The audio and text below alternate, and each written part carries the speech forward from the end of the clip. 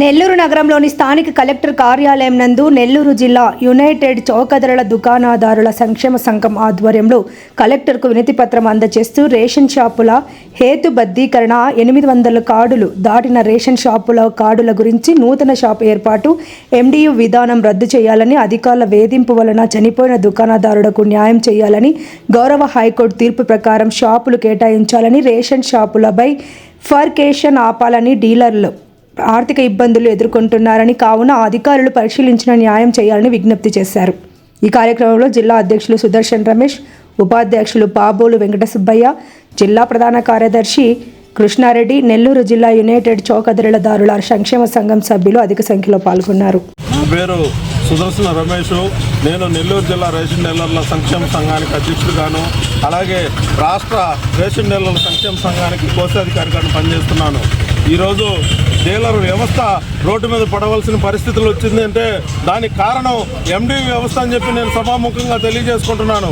2019లో ఈ ఎండి వ్యవస్థను గత ప్రభుత్వం తీసుకొచ్చి మా మీద గుదిబండలాగా పెట్టడం, వాళ్ళు మమ్మల్ని మినీ MLS పాయింట్గా పెట్టి మా దగ్గర నుంచి సరుకులు తీసుకెళ్ళి మా సరుకులకి మేము కట్టి డబ్బులు కట్టి మేము తెచ్చినటువంటి డబ్బుల్ని మాకు ఇవ్వకుండా మా సరుకులు అమ్ముకొని వాళ్ళు ఈరోజు బియ్యం వ్యాపారం చేస్తూ కొంతమంది రైస్ మిల్లర్లకి, కొంతమంది రైస్ బ్రోకర్లకి బియ్యం వ్యాపారం చేస్తూ మా నోర్లు కొడుతూ మా పట్టులు కొడుతూ ఈరోజు మా సోదరుడు ఎం వెంకటాద్రి గారు ఈరోజు ఎండియూల కాడ 1,00,000 నుంచి పైచీలకు డబ్బులు ఆ ఎండి ఆపేయడమే కాకుండా 50 కట్ల బియ్యం తరుగు వచ్చిందని చెప్పి 50 కట్ల బియ్యం రిటర్న్ స్టాక్ కూడా ఇవ్వకుండా మా ఎండియు మా డీలర్ యొక్క ఎం వెంకటాద్రి గారు మరణానికి కారణమైనటువంటి రంతుల మీద ప్రభుత్వ అధికారులు అయితేనేమి, పోలీసు వారు అయితేనేమి తక్షణమే చర్యలు తీసుకోవాలని చెప్పి మేము అడుగుతున్నాం, డిమాండ్ చేస్తున్నాం।